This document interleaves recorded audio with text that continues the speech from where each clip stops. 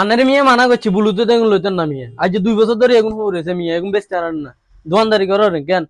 তুই শ্বাস নিয়ে যাবে বেসন আসলে তুই যা এক দিনতে বেচতে পারি খালি তুই আমার কথা লগ খালি তাল মিলাবি আর কোনো কিছু না তোরা কথা কেন কমু আর কথা মধ্যে কাজ করবি কি কথা দেন কোন